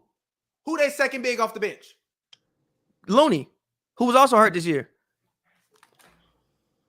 Well, so Thomas, what do you guys do with that? Do you trade the 7 to 14, or do you pick up some young players? I trade Andrew Wiggins, the 7 and the 14, and Draymond Green as fast as I can, and go in, get you some bench players, get you some vets, and get you a power forward that can either stretch the floor and make a three, or you trade Draymond and them picks and Wiggins for this man Ben Simmons, so that way he can fulfill Draymond's role. Simmons. Yes, Ben Simmons and Draymond play the exact same. Ben Simmons is just a completely elevated version of Draymond. So you said that Draymond and what, the 7 or the 14 to Philly? Both. Shit, if they want them, both. Shit, the dog better call your ass up. Dog better call you tonight. Because I'll take Draymond and the 7 and the 14. That's guess what? And if you're Philly, you're stupid. Why? Because Draymond Green is an aging player with injury issues too. No, but that 7 to 14 is huge though. That 7 to 14 is not huge. They're not gonna want to develop that. They're gonna trade for them, and then they're gonna trade them picks out of there. They already have those spots fulfilled. That Ben Simmons' role is Tyrese Maxey's role next year, unless they go out and get another starting level capable point guard. They already have the team they need. They just need more defense and someone that'll actually shoot the fucking ball when they get it wide open. Draymond is not second option. Draymond is not scared to shoot the ball. He just doesn't want to shoot the ball. Ben Simmons is scared to shoot the ball. So put him on the team with the two best shooters and say, run your ass up and down the court, block shots, rebound, play defense, and we'll give you some open layups. That's perfect. That's not a bad plan. That's not a bad plan. Hey Thomas, I didn't it's been a while since you've been down, man. Your guy came up with a pretty intriguing take. It wasn't as blasphemous as I initially thought. The no USA born MVP in the next decade.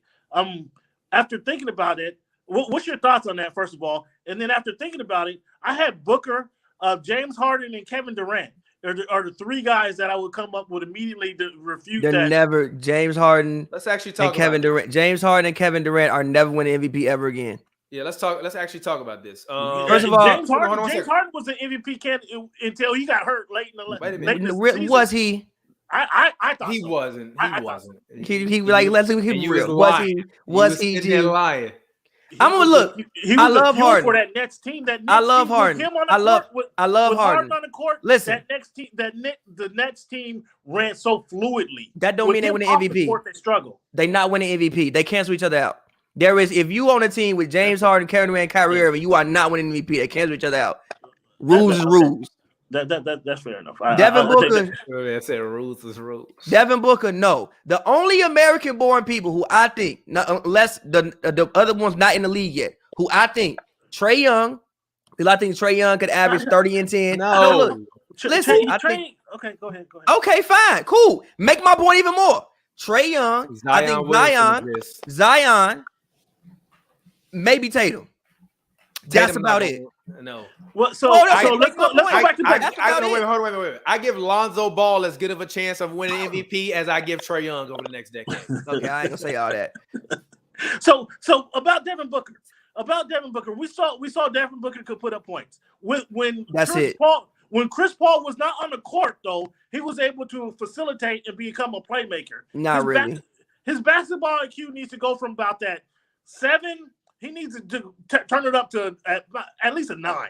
I'm not expecting to be Chris Paul. I don't see it. But he needs to be a more of a playmaker, and he needs to be more consistent. He showed in the finals that he wasn't consistent, and then he wasn't taking. There was open shots that he was passing up. I think once he gets over that hurdle and he becomes more confident with that jump shooter or with that jumper, and then he able to extend his jumper to behind the 3-point line. But also, right now, he's not a good 3-point shooter. shooter. But also, what does he bring to the table defensively? Most people who win MVP at least bring something to the table defensively. No, that's not totally true. Hold on, wait. Even when Steph won, he led the league in steals. Harden always gets 2 steals every year. All you have to do is get in the passing lane. You get in the passing lane. Bringing something to the table defensively. That man Cam got that Nelly connection. Dirty. What you say? No, I said all you have to do is get in the passing lane. I mean, I'm not. Is that not bringing something to the table defensively? Yeah, but when AI won it, he led the league in steals. Is that not bringing some table? Again, that was getting in the passing lanes. That wasn't locking nobody down. Is that not? I didn't. I asked you one question. Yes, I said, is that okay? Then, like, what does he? At it. Let's acknowledge what it is. Yes, you are right in what you're saying. Yes. However, if you look at it more in depthly, that's just getting in the passing lane. That's fine. You should be able to do that 2 to 3 times a game. I mean, that's he ain't doing it. Again, I'm not saying he's there today. We're talking about in 10 years. I'm thinking in 2 to 3 years, he's going to be that caliber. So you got Devin Booker and who else? He's going to improve. He's going to improve. If Chris Paul was to leave next year, now that onus comes on him. You saw he was able to do that against the Clippers in that first couple of games in the finals without Chris Paul. He's able to play and play make to some level, a level you didn't expect him to do that before. And if he extends his shot past the 3-point line, then he becomes even, a more deadly player. I'm not saying he's there today. We're talking about in 10 years. And I think he has a better he's shown me more than Tatum has shown, because Tatum needed help when they got to the Eastern Conference Finals. He's actually won the conference finals and got to the finals and then performed for a couple games in the finals. Tatum hasn't done that.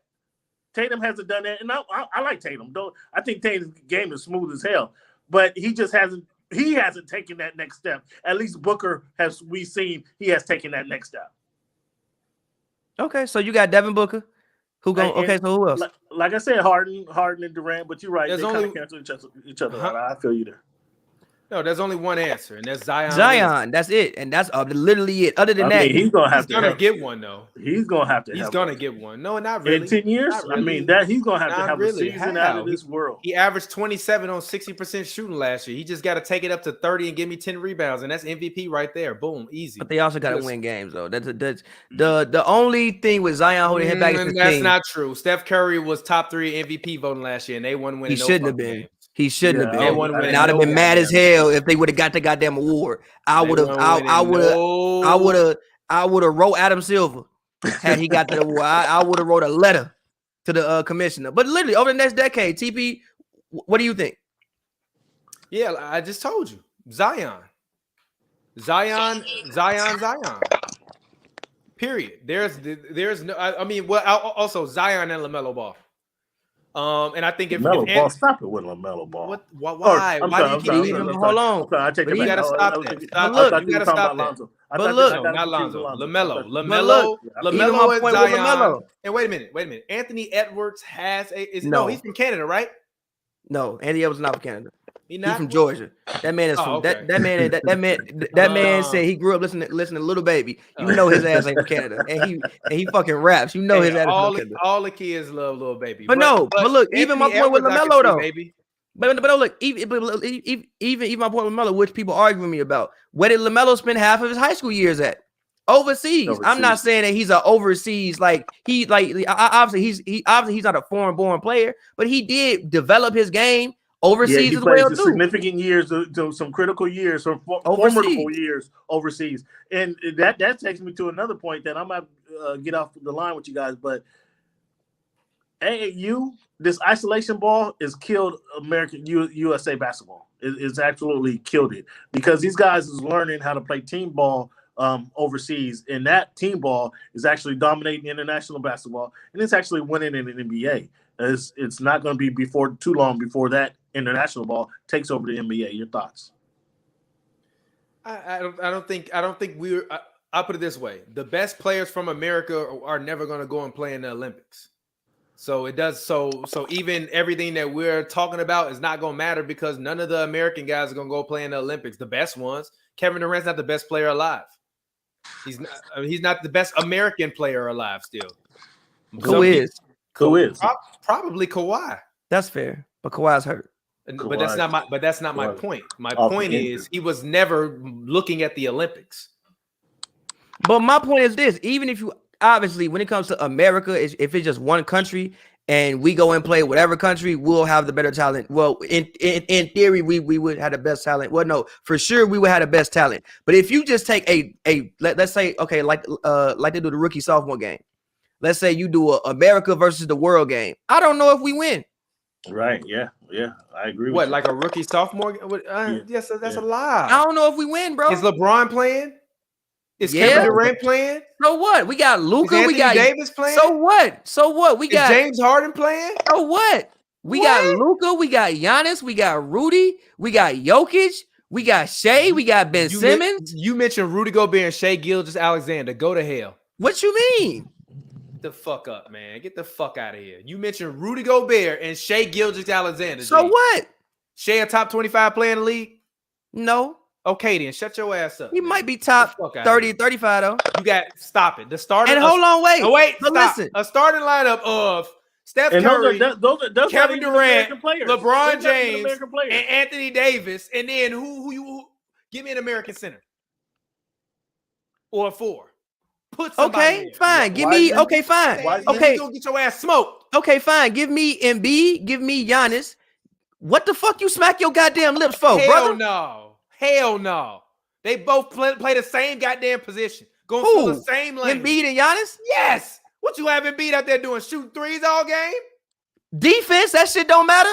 Who the fuck scoring? You said a win a game. I know what I said. No. They got Brook Lopez and Giannis out there. That shit damn work. Give me Steph Curry, Kevin Durant, Kawhi Leonard, LeBron James, and Anthony Davis. We smoking whoever. Give me, okay, fuck it. Give me Jokic, give me Giannis, give me Luka, give me Ben Simmons, and give me whoever the hell. Give me Porzingis. No, fuck that. Give me Jamal Murray. Did you just mention Khris? Give me Jamal Murray. Playing for the greatest team in the world. Give me Jamal Murray. And then give me Rudy. What you mean? Jamal Murray from Canada. I really can't. And then give me Rudy. Give me Embiid. Listen, hold on, wait. Give me Rudy. Give me Embiid. Give me who else from the world? Give me Rudy. Give me Embiid. Give me whoever the hell. And that's off my bench. I got Rudy and Embiid off my bench.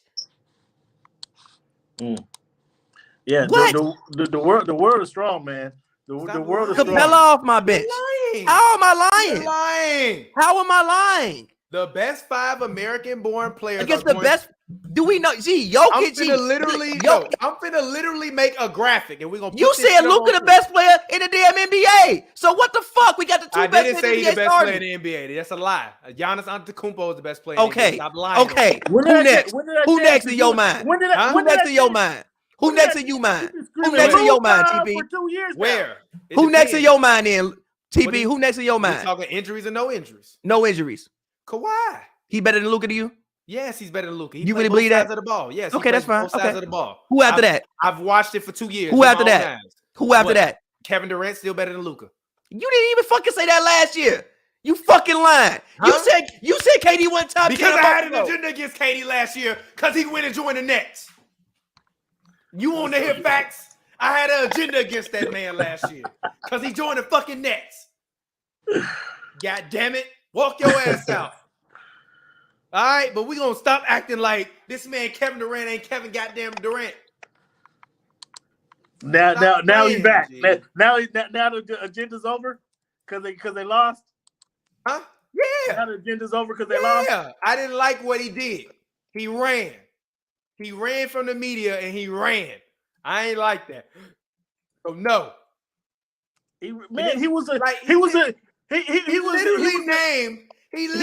Kristaps Porzingis. He was an inch away from going to the finals, though. Elijah, Kiss my ass. You log out. He named Kristaps Porzingis on being a team that could beat the world. Kiss my ass. Why we act like Kristaps Porzingis terrible? This motherfucker averaged 20 yards last year. Nigga, he ain't one of the best players in the world. It don't. G, we building a fucking team. Fuck that team. He don't belong on the fucking team. Stop lying. Hold on. I'm gonna go back. So somehow KD becomes the 4th best player in the world when you literally said he not top 10 2 weeks ago. I told you I had an agenda against that man. He lost. It's over. I don't care no more. He had lost then when you said that. Huh? He had lost then when you said that. When? I ain't say he went top 10 no more. You literally said he went top 10, G. No, I didn't. I said what the fuck? We had a whole episode. During the season. I ain't been on this show since the season ended, so stop lying on me. I'm saying he had already lost when you said that. You said that in like June, G. Late June. Right after they lost? Yeah, I had an agenda against him. More salt in the wound. Yes. Fuck yes. But no, he's Kevin fucking Durant. He Kevin goddamn Durant. What? So where Luka Ray? Luka's top 5. He is. Oh, okay. But he alone is not finna sit up here and beat the U.S. Like I said, Kevin Durant. I didn't say he alone. I named Giannis too. Him and Giannis not beating the U.S. I named Jokic. I named Embiid. I named Ben Simmons. I named Jamal Murray. They are not beating a team with Kevin Durant, LeBron James, Steph Curry, Anthony Davis, and Kawhi Leonard. And honestly, if you want to replace Kawhi Leonard, put Zion out there. Who the fuck can stop him? Giannis. You're lying. He gonna put his ass in the paint. He is not gonna put his ass in the paint. You are lying. Hey, I love you guys. I'm out. Peace out, Cam. We appreciate you. Fuck out of here. No, you get the fuck out of here. You literally just named Kristaps Porzingis in a team that could beat Americans. Yeah, Porzingis is fucking good. That is anti-American, goddamn. And I'm just naming the first people who come to mind. And you're wrong. Why is he the first one to come to your mind? Because he's good.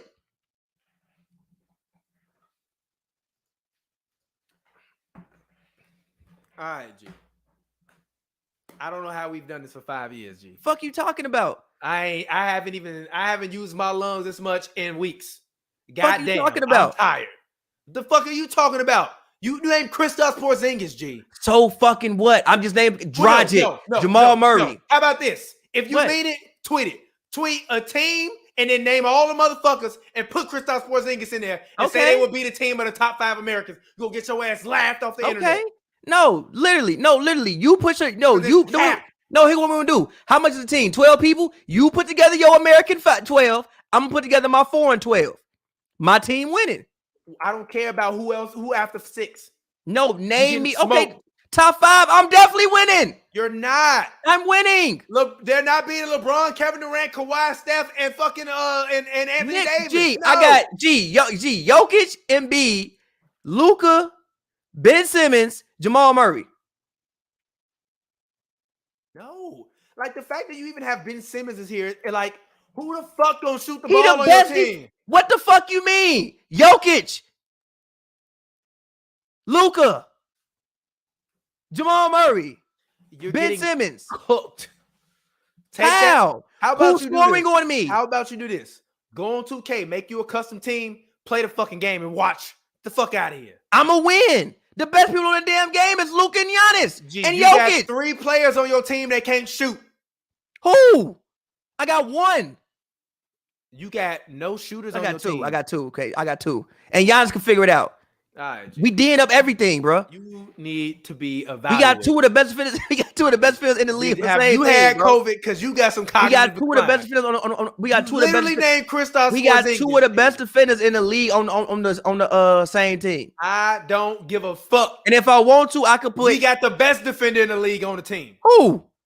Kawhi. He's not the best defender in the league. He's better than Rudy. Yes, he is. No, he's not. Yes, he is. Is he better than Ben Simmons? Right now? Yes, is he? No, for real. No, for real. No, dead ass. Yes, he is. No, is he? Trae Young was out there whooping his ass. Trae Young really wasn't whooping his ass. He was whooping his motherfucking ass. He really wasn't whooping his ass. He sent his ass back to Australia. He really wasn't whooping Mama his ass. Jammo or whatever her name is. He really wasn't whooping his ass. And if I want to, I can start Embiid and Giannis. Not consistently. Who? What are you talking about? You don't have no consistent shooter shit. You gotta stop, bro. You don't either. Gee, I have Kevin outside Durant, of Steph and Steph Curry and Kevin Durant. Okay, they can't shoot. That's about it. Anthony Davis can't shoot. Jokic can't shoot. Kawhi Leonard can't shoot. Consistently, no. Jokic can't shoot. All right, G. Jokic can't shoot. All right, G. No, he ain't no goddamn shooter. He's 7 feet tall. Fuck out of here. He shoot better than half the motherfuckers you named. Oh my God, dog. He shoot better than AD. You need to be arrested. How? Look at this team. What you mean? You getting smoked. How? That team getting smoked? I'm gonna literally put together a graphic, and they're gonna laugh you out of the building. You're getting smoked. That team right there getting smoked? Yes. I don't believe that. Jamal Murray, you lost already. How? Because he ain't better than nobody in my starting five. He was giving the motherfuckers 50 in the bubble. The bubble? All right, bro. The bubble? All right, bro. We talking about the bubble? I got to use the bathroom, so hold it down. You talking about quick. when it ain't a crowd? Gee, what? The blasphemy.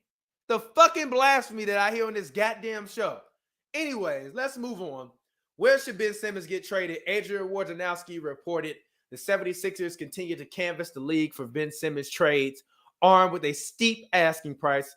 Simmons and his agent, Clutch CEO Rich Paul, are step for a move somewhere else. Draft night is always an ideal vehicle for a deal, but talks could continue into the summertime.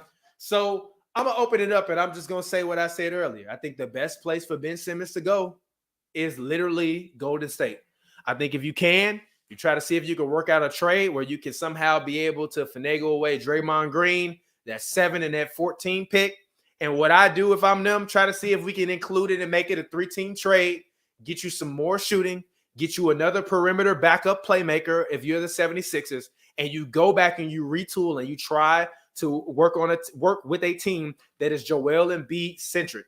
This team has not really been Joel Embiid centric because Ben Simmons is still there clogging the paint usually most of the time, which forces Joel Embiid to go out and have to play beyond the free throw line and beyond the three-point line. If you can get someone there, even a Draymond Green, as I mentioned before, I don't think Draymond Green is going to allow them to lose to Atlanta. I think his heart, his moxie, his give a fuck is going to actually be the thing that will not allow those guys to be as weak-minded as they were in that series in particular. I really, really believe that it's not over for Ben Simmons. I was wrong when I said that I think he could be better than LeBron. Clearly, he will never be better than LeBron. I was wrong for that. I will take that L. I will hold that L. Put the Photoshop 2 L's in my hand. I got 2 L's right now. But Ben Simmons, without a doubt, still has the opportunity to be a Hall of Fame level player if he goes and he does what he needs to do. And that is not just develop a shot. I just want him to develop the aggression to want to shoot. I don't necessarily care about the volume of which he shoots. He's a guy that's only really taken, I think, maximum 13 shots a game in his career. I just want those 13 shots to be every single night, regardless of whether he makes one or he makes 20 or he misses one or he misses 20. I said the same thing about Giannis Antetokounmpo for the past 4 years. The reason why teams were able to load up on him and essentially create a box around him in the paint is because he only lived and died in the paint. And when he didn't shoot shots in the paint, he did not aggressively look to score and be a versatile scoring option. He only was looking to Euro, spin move, dunk, get to the lane. Pavi was correct earlier in our show when he said that he felt as though Giannis hyperextending his knee actually led to his success because it made him not want to just have to run to the rim and hopefully be able to create at the rim every single time. I think what we saw this finals performance from Giannis, which was one of the greatest all-around performances I've ever seen, better than any LeBron James finals performance ever, period, point blank. I don't care. Don't talk to me about 73-9. Kyrie was still out there equally as effective as him. I love Khris Middleton now. He was nowhere near as equally effective as the man that gave you 40, 40, and 50 to close it out. But Ben Simmons, aggression. That's all I want from him is aggression. You cannot not shoot the ball. Draymond Green has said plenty of times, it's not that I don't want to shoot the ball. I want to shoot the ball. But why would I shoot the ball when it's a lower percentage shot than giving the ball to Steph and Curry, or in the past Klay Thompson, or in the past Kevin Durant, and saying shoot the ball? I'll play defense, create plays, and screen. Draymond Green, if left open, will shoot it. We saw Draymond put up a 30-plus point game in the NBA Finals Game 7 in which LeBron won. He was aggressive. So aggression is not Draymond Green's problem. His problem is him not wanting to take the shots because he feels as though he has more high percentage scoring options. Ben Simmons just don't want to shoot the ball. And that, quite frankly, is egregious. And unless he's going to fix that and become more aggressive and consistently shoot the ball beyond 5 feet, he will just be a player that is a Draymond Green type of player. But honestly, he's going to be a little bit worse than Draymond Green because Draymond Green's athletic prowess and his athletic ceiling, it rivals Ben Simmons in no areas at all. Ben Simmons is an athletic freak. He's 6'11", can run up and down the court like a gazelle. He can jump out the gym when he wants to. He's physically strong. He can slide with guards. He can move with big men. His problem is here. They need to get that fixed, put him with a coach that will put him in the best position to succeed. I feel as though that might be in Golden State. Also, I'm going to give you a dark horse. San Antonio. I don't necessarily know if they have the options to be able to trade for him. But if the 76ers can somehow work a 3-team trade, I definitely believe that San Antonio will be a perfect option for Ben Simmons because Pop is not going to allow Ben Simmons to not shoot the ball. He's not going to allow Ben Simmons to be passive aggressive. He's going to put Ben Simmons in the best possible positions for him to succeed, and that is what he will do. But he will not do that in Philadelphia, running the same lane, filling the same lanes that Joel Embiid does. Those are Joel Embiid's lanes to fill. Those are his mid-range jumpers to shoot. Those are his shots at the rim to be able to shoot, not Ben Simmons. And that is why Ben Simmons is not comfortable there because no matter who you put there, Joel Embiid is still on the floor. There is no player in San Antonio that plays like Ben Simmons. There is no player in Golden State that plays like Ben Simmons. Hell, trade him to Dallas if you want to. There's no player in Dallas that plays like Ben Simmons. So I think ultimately I want to see him get moved. I think he deserves to get moved. I think Doc made it very clear and drew a very clear line in the sand when he said we cannot win a championship or he doesn't know if he can win a championship, with Ben Simmons at the helm. So at this point, it is what it is. Cut bait, get rid of him. He is a franchise level player. I think their asking price is too steep, but I think honestly, if they just come off of a pick or a player, it'll be fine. Even the fact that they offered fucking to Toronto, we want Kyle Lowry, OG Anunoby. It was Fred VanVleet 1 and 2, and the pick. Go to hell. Go to hell in the handbasket, Elton Brand. Hell no. I'm done. Should Ben Simmons get traded? Yeah, I mean, I think it's the best thing for him in his career, obviously. Yeah, I mean, I'm not somebody who's like, oh, he needs to. I think Ben Simmons shooting the ball is overrated. I think that he needs to score. I don't think that he need. I think he needs to score, and yes, free throw shooting. You can't be out here shooting 30% from the free throw line. I don't know what that you can't be out here doing that, bro. As far as him shooting threes, I don't think that's really the issue. I just think that you have to give him his looks. I think that that's one thing that the Sixers did do a bad job. Like, I watch 80s basketball. I've seen people run pick and rolls in the paint, literally in the paint. So, like, I don't know. You better pull up some 70s, 80s footage and figure out how to make it work. But I think they did do a bad job of getting him his looks. I also think that he did a bad job of being aggressive. I'm sure that him not making free throws definitely like took his aggression back a little bit. But I still think regardless, he's one of the best defenders in the NBA. He was a runner-up in Defensive Player of the Year. I mean, he's still a bona fide star in the NBA. The reason why we're so mad at him is that why people are so mad at him is because he's a bona fide star in the NBA. And I think he could vastly help some team. I think even let's say the Kings want to send De'Aaron Fox and Buddy Hield or somebody else, and you just throw them there. Like, again, I don't really get why they would. I mean, I get why Rich Paul is not going to let him go to the Kings. I'm just saying. I'm just saying. If I'm Rich Paul, which as I said earlier, Adrian Wojnarowski reported that Clutch is going step in step with the 76ers to find him a trade destination.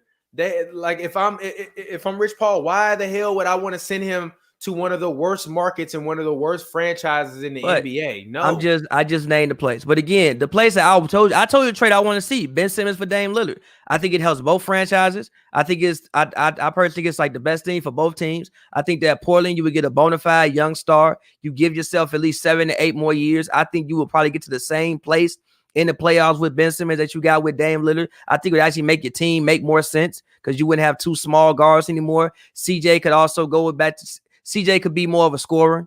He could be kind of like, I guess, the dominant number 1 scoring option in the half court. Also defensively, I mean, you would have Ben Simmons, you would have Rocco, you would have Derrick Jones. I think that's a formidable, wings. I think that you would get literally to probably about the same place and maybe be a little bit better in some areas if you did that. And like for the Sixers, I think it's perfect. I think the Sixers need a number 2 option. Which is the real issue. And also, I think with Joel Embiid and with Joel Embiid's health, I think your window is like 2-3 years. I don't know if Joel Embiid gonna be a guy who gonna be out here lasting you think he's maybe you think he's 4 or 5 years pro, but first of all, he missed 2 years, number 1. So that he came in the league, I think missed 2 whole full seasons. He didn't play until 2016. So really, he's supposed to be like 7-8 years pro right now. I think he's how old is Joel Embiid? Joel Embiid is he's 27 years old. He's 27 years old, but with the way he plays and with the injury history he has, he may only have like 3-4 more serious years left. So 27 years old, he's never played more than 65 games in the NBA regular season. Yeah, so it's like I don't know how long his window even is. So I think a deal like that would be great for them. But yes, I do think that they probably should let Ben Simmons go. I just don't think I just don't know if it's gonna work, and I don't even know if Philadelphia even wants it to work. I think even just with the with the way the playoffs went last year, you probably want to let it go at this point. But I still think Ben Simmons has MVP type potential. I mean, seriously, like he's averaging 16 points and we're mad. Like if he goes 12 shots, like if he takes 17 shots, that seems like him not shooting the ball. That's what I told you when I said that he might be better than LeBron, which I was tweaking. But he's only taking 12 shots a game. Imagine if you gave him 20 a game like LeBron got. And giving him 20 a game is just like playing a different style. I think people overrate as far as like shooting threes. He doesn't need to shoot threes. He needs to shoot free throws better and just shoot the damn ball. Like when you underneath the rim, shoot the fucking ball. I mean, I get why they saying being to the T-Wolves. Like you have Anthony Edwards, you also have like Cat players on the like perimeter. You could probably trade D'Lo. You probably be D'Lo and like Beasley.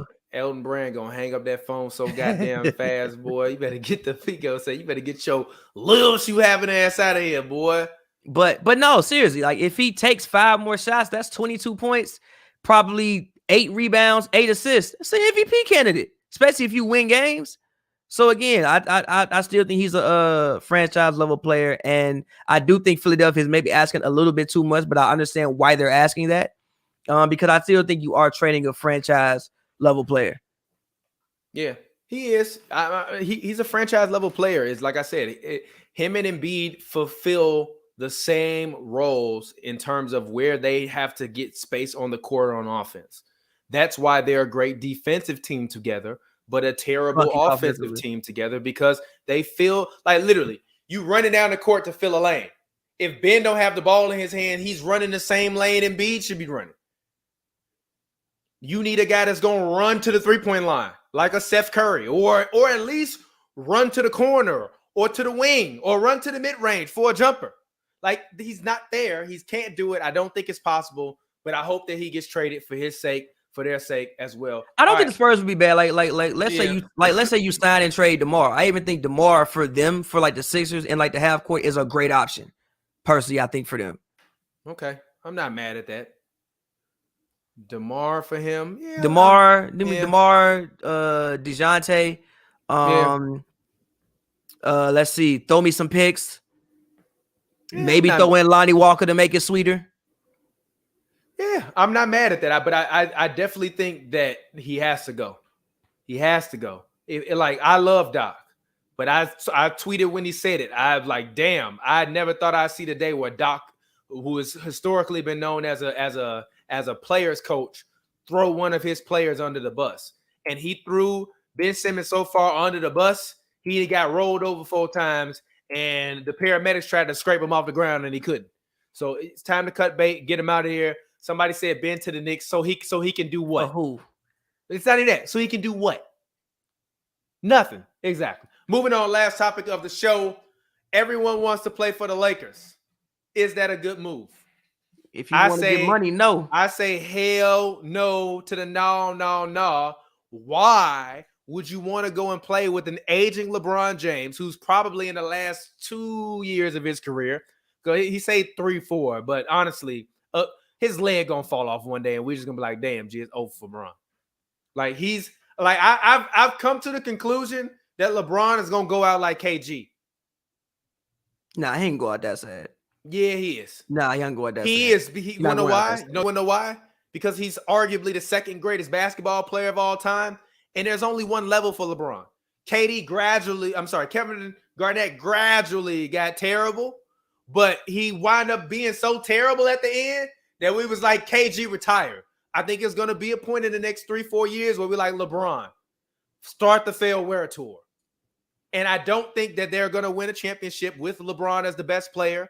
I don't necessarily know if they'll win another ring with Anthony Davis as the best player, because he is the guy that has historically been hurt, not necessarily injured for the whole season, but we call him brittle for a reason. I think the only thing that will propel them and put them into the finals conversation for me would be is if they can somehow bamboozle the NBA into getting the Dame Lillard, and it's not happening. So I think that the Lakers championship window is open, and I think unless you're an aging veteran, you would be stupid to want to go play beside LeBron James in a year in which he's trying to make his comeback. I think the Lakers have one more run in it, and I think it's this year. I don't think after the post this year, no, but I think they have one more run in it this year. I think the mistake that they made last year, I thought they tried to switch the formula up a little bit too much. Like, they thought they got better in certain areas, but I think losing a guy like Dwight, I think that was huge. Even losing a guy like JaVale, that was huge. I think they tried to go for more offense, and they didn't really win the ring last year through offense. They won it because they were the best defensive team. Now, granted, they still were a great defensive team this year. But what you saw this year was they also had zero offense at points and times. But I just think that they need to get some more defenders, bro. I hope that they don't try to switch up the whole thing of what they were doing. Just get some more defenders. And I still think that, like I said, they can make one more run at it this year. One more run. And then, like, if you're an Asian veteran, I mean, yeah, why not go play in LA? You're going to be on TV 15, 20 times. If you do anything well, you probably secure yourself 1 or 2 more checks. I mean, if you do terrible, you secure yourself none. But if you do something good, you probably secure yourself 1 more check. And again, like I said, with the West, like Miles Johnson says down there, like, I don't really know where we're going with the Western Conference. Like, I think we might be at the end of the West being a quote unquote dominant conference. I think we might be at the end of that. When I like look at the Nets and I look at the Bucks and I look at the Sixers and I look at even a team like the Hawks is like a team that's like, on the rise. When I look at the West, I see a bunch of question marks. I see Kawhi's hurt. I see, the Warriors are coming back. You don't know what they might be. I see the Jazz. I see the Suns. But I don't really see a definitive team like, oh, you like have to get past that team. So to me, I think they have one more run in them in this next year. But I think who they add is pivotal. But I just hope they add don't change up everything. Add some more defense, but mostly get healthy. Like, if they're not going to be healthy, then what are we even talking about? If they had a healthy team this year, they might have been in the finals this year. Who knows? The issue was they wasn't healthy. And the main thing, even more than LeBron, is Anthony Davis. AD, he got to link with a trainer or link with some regiment. Somebody got to link with somebody and just get this man healthy. Like, I remember even when Chris Paul, they said he changed his diet and went vegan, and he ain't really got hurt since. Maybe he need to go vegan. Maybe he need to go do something. I mean, supposedly, according to him, he had a torn tendon in his hand. So what do you mean he's healthy? Like, you remember he used to pull his hamstring like all the time. Like, it's different between being you can't play and you hurting a little bit. A torn tendon in like your hand, you can't really do nothing about that, but you can manage that. That man was out there with growing calf, Achilles. You gotta. I don't know, but you got to do something to be able to prevent those things. So if AD not going to be healthy, then what we even talking about? But I do think they got one more shot this year. Yeah, I'm not mad at it at all. I just think that the window is closed to me personally. I'm not mad at anyone that think that the window is still open. I just think it's a matter of, look, you got a aging superstar, one that's continuously hurt. You have no real number third option. They don't have a third playmaker at all. Like you can clearly see that they don't, because Schroeder was unable to make plays when they needed him to, which is why they would go on scoring drops for 5 and 6, 7 minutes where they couldn't make a basket. So, I mean, it kind of is what it is from that perspective. But I do think that LeBron will still be a top 10 player. I give him about 18 more months, and then that's it. So I think you have to, if you're the Lakers, go all out, because you got 18 more months with LeBron at being his height, at the height of where you want him to be. So, I mean, we'll see. He said he wants to finish his career with the Lakers, but I just don't know, Like man.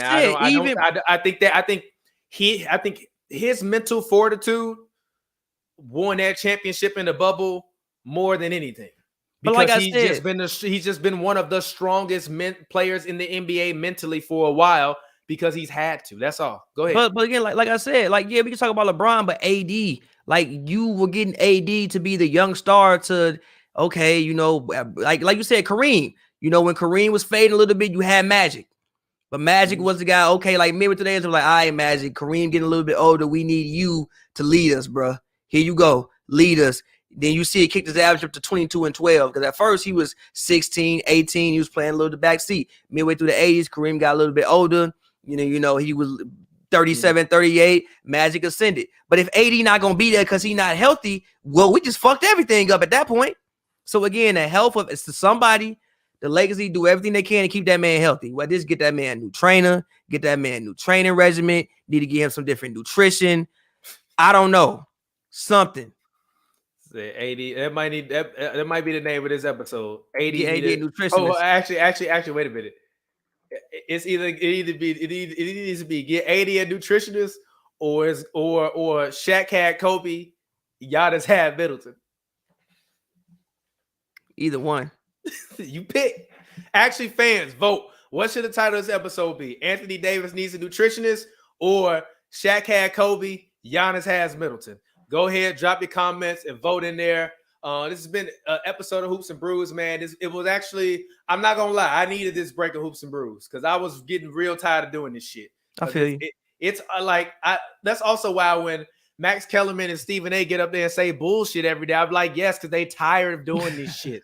They talk about the same shit every fucking day for 2 hours. We done talked about Dame Lillard 13 times. Doing this shit twice a week on top of the other shows that we do about basketball is a lot. So I'm glad that I got my break. I'm not glad I got COVID, because my shit is still a little fucked up in terms of my taste buds and my smell. But it feels good to be back, to yell, to scream, let out some of that energy, talk some hoops with you, Pavi. We are coming up on our 5-year anniversary. Oh shit! In less than 4 months. Well, actually, less than 3 months. We gotta plan something. I want to I want to throw like a party or some shit, and then we put on like a party or a live show.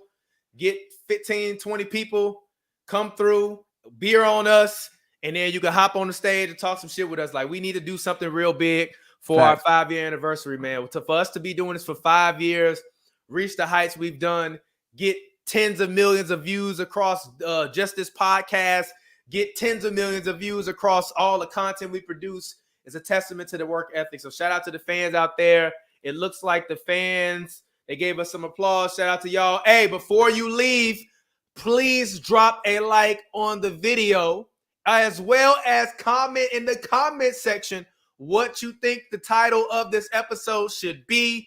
We appreciate you guys. Been your boy TPJ. You can find me on Twitter, Instagram at RealTPJ. That's REELTPJ. It's a film joke if you don't get it, you damn dummy. And as always, this show stars, rap extraordinaire. Pavi, go ahead, talk to the people. Let them know where they can find you at. As always, man, follow me on Twitter at PaviWord, PAVY, all one word. Go check out the Solve List video right now. And go to paverbs.com, PAverbs.com. Yep, and it's been Hoops and Brews, man. We love y'all. Thank y'all. And until next time, peace out. Don't drink and drive. If you're under 21, you bet not be fucking drinking. It's wrong. Don't do it unless you live in Canada. Always drink in moderation. Call an Uber. And like I said, don't be like me. Do not be out here raw dog in the air. Put your mask on if you're not going to get vaccinated. Actually, even if you get vaccinated, put your mask on because I got hella homies that's vaccinated that didn't got the Rona. So don't raw dog the air. It ain't safe. Put your mask on. Peace out. We'll get up with y'all later. It's been Hoops and Brews. Fresh like I just got a contract.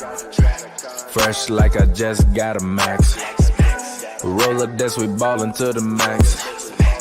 Fresh like I got a contract. Moving through the city, we be going.